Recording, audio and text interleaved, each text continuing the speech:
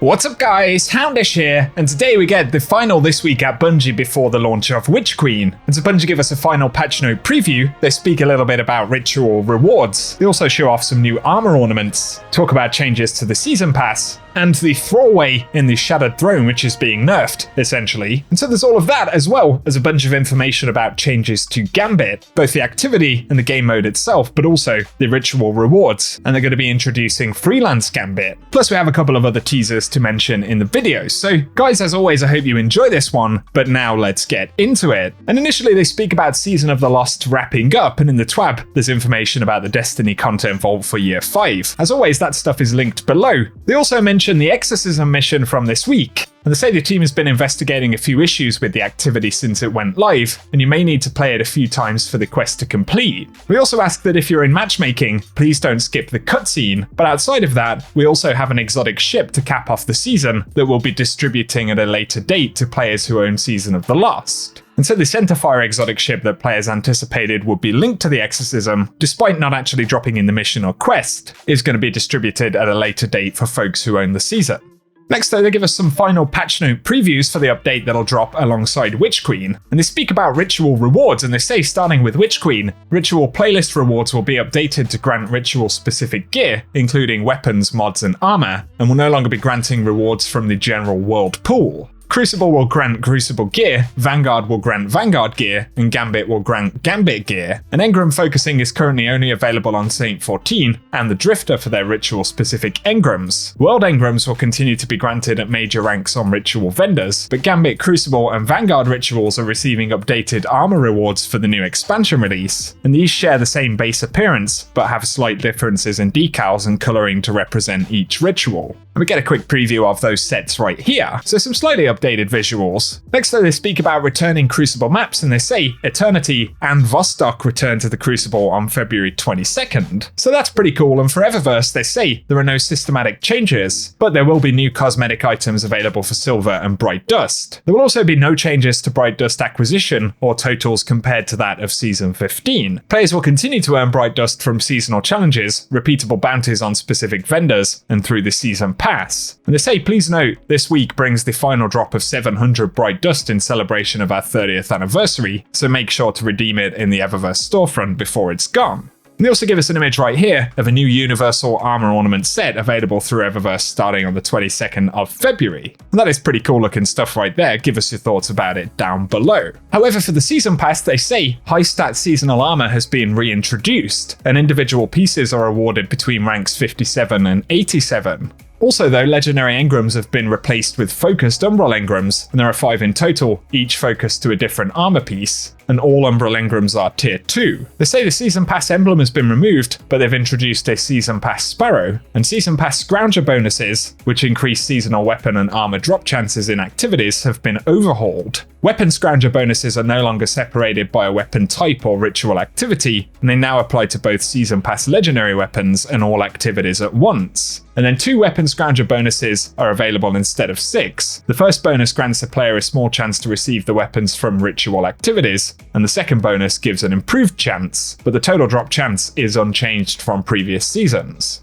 Then for Armor Scrounger bonuses, they're no longer separated by ritual activity, and once again apply to all activities. And there's 1 Armor Scrounger bonus available instead of 3, and like the weapon, the total drop chance is unchanged. And then they say aside from the emblem, no items have been removed from the Season Pass, only added, and a number of rewards such as Glimmer and Legendary Shards have been consolidated to make room for high stat armor, but also a small amount of upgrade modules have been added, and the order of the rewards has been tuned to accommodate those changes. Here though, on the subject of the Thrallway in the Shattered Throne, they say they fixed an issue where Shadow Thrall and the Shattered Throne were unintentionally granting investment rewards such as Glimmer, Engrams, and XP, and as players begin to craft weapons and level up their Season Pass, we want to ensure gameplay rewards are earned by playing and completing activities, bounties, or just hanging out with friends in patrols while defeating minions of the darkness. So XP, Glimmer, and Engrams will no longer drop from the Thrallway enemies, and of course players will be less likely to use the Thrallway to farm in future, so give us your thoughts about that. And they also say that boss dumps were adjusted, and this should result in fewer deaths from being knocked into objects. So just a little patch note preview, but they say we'll get a bunch more patch notes on Tuesday. So drop your thoughts in the comment section. And next they speak about changes for Gambit, and they say they fall into 5 categories: the core activity,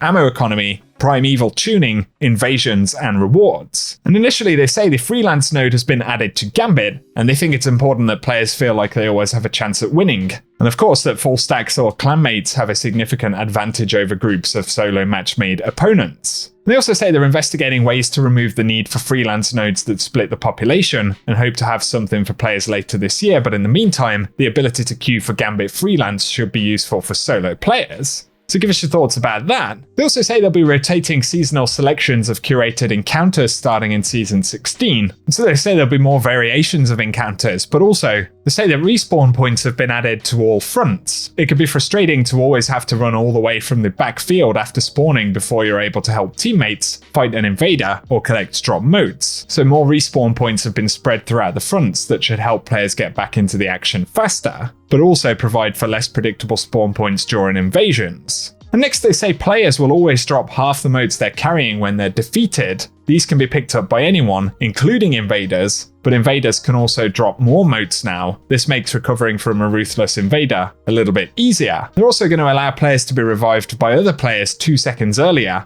and then auto respawn will be delayed 2 seconds, as they want to emphasize teamwork as much as possible. And they also say that all shields now have increasing resistance to non-matching damage types, as well as a Rules of Gambit node added to the launch screen, and numerous Gambit-specific hints which have been added to loading screens. Then they have a breakdown of adjustments to blockers, draining, and the bank. And they say the 10 mote phalanx blocker has had its health boosted a bit, as they didn't feel like the enemy was quite tough enough for the mote cost. Then the 15 mote knight blocker has gained a stasis attack, so that'll be interesting. And they also say that mote drain from multiple blockers continues even if the opposing team is in primeval phase. And this will help the team that is behind to get the primeval a little quicker. And then mote drain is going to be paused if a player is near the bank and engaging blockers. It never feels great to have motes draining away while you pour primary ammo into 3 taken knights. So those sound like interesting changes. And then they talk about ammo, and they say when completing a front, a chest containing a small amount of special and heavy ammo spawns in the middle of the front and can be looted once by each player. They say it's going to time out 20 seconds after the initial interact, but also killing a high value target spawns 1 normal heavy brick for each player. And during the primeval phase, ammo chests spawn in one of the fronts every 60 seconds, and this replaces the regular front ammo chests. And then limited special and heavy ammo bricks to only spawn from enemies if you have finder mods equipped, and other ammo exotics and perks like Aeon Cult will still work.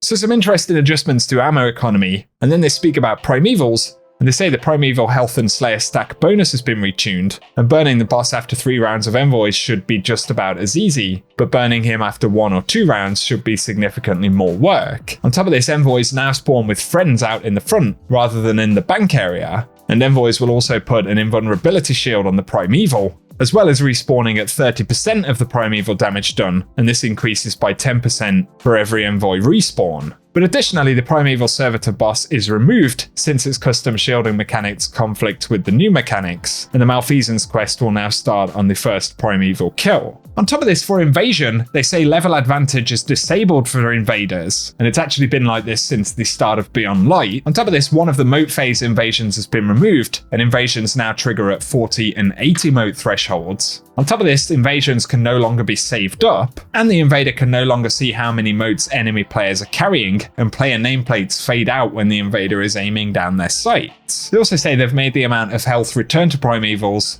exactly 27% every time an invader gets a kill, as before it was inconsistent. So a bunch of technical changes to the mode there. Give us your thoughts. The next they speak about rewards. And for engram focusing, you can focus the Gambit engram into either Gambit armor or weapons for 10,000 glimmer and 50 legendary shards. Gambit weapons will include Crowd Pleaser, Bottom Dollar, Trinary System, Borrowed Time, and Servant Leader, but brand new Gambit weapons are drop only for a single season and are then available for focusing.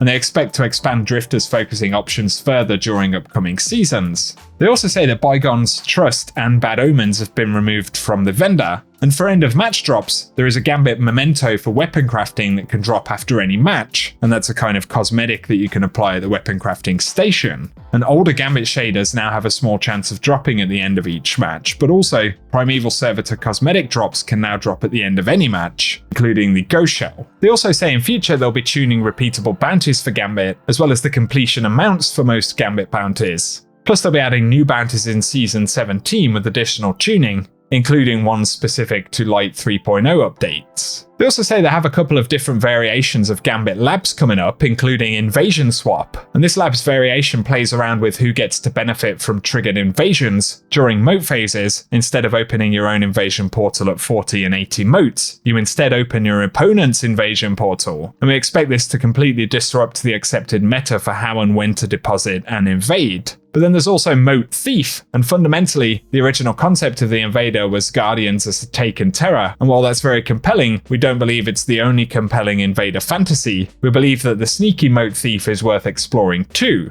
And in that mode, normal moat drain from having 2 blockers is disabled, and instead, every second the invader is invading, 1 moat drains directly from your bank to the invader's bank.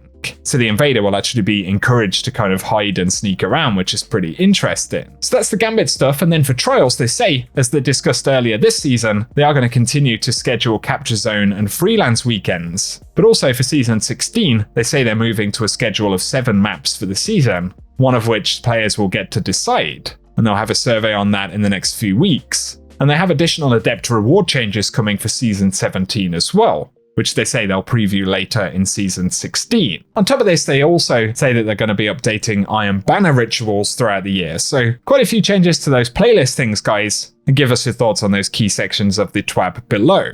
A couple of extra things to round up here though, and firstly we have another teaser for Witch Queen. This one originally posted on Facebook, but it's actually a Hive Lieutenant broadcasting to the Lucent Brood, which will probably be an audio line we'll get in-game somewhere, maybe as part of an event or activity on the destination. So check this out.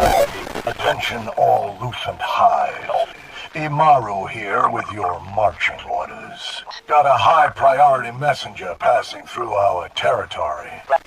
Keep those gun-toting lap maggots off her. Pretty cool stuff right there, but up next, another quick heads up for the Exorcism mission. And as Destiny Bulletin pointed out, legendary weapons from the Exorcism mission can drop with double perks. So when you run it, or if you happen to run it again, definitely take a look at the extra perks on those weapons before you go ahead and dismantle anything. Bungie Help also tweeted and said they've adjusted the mods in the Wayfinder's compass at the helm, and the mods will now rotate every 2 days at the daily reset until the season ends. So from February 16th, set 1 is available, then from February 18th, set 2, and February 20th we'll see set 3. So if you need to grab any of those mods, they'll be available on this final rotation for the next couple of days. Final thing to mention right here, but Destiny Bulletin also pointed out a couple of weapons from various Witch Queen previews, and these are ones that weren't commonly shown off. And initially there is the Peace of Mind, which is going to be a new pulse rifle for Season of the Risen. We can see it's a kinetic rapid-fire frame pulse rifle. That also should mean that it's one that we can craft as it's part of this season. And of course it's a Cabal-themed weapon, ever so slightly similar to some of the Leviathan stuff, but with slightly different models and all of the ornamentation for Kaito's Legion. So these are going to be some pretty cool weapons. There's also a Witch Queen pulse rifle called Syncopation 53, which we can see as adaptive frame. And this one actually has the Soros Foundry trait by the look of it. And you'll recognize that old style model from things like the PDX 45 in D1. So just a couple of extra interesting weapons to take a look at. But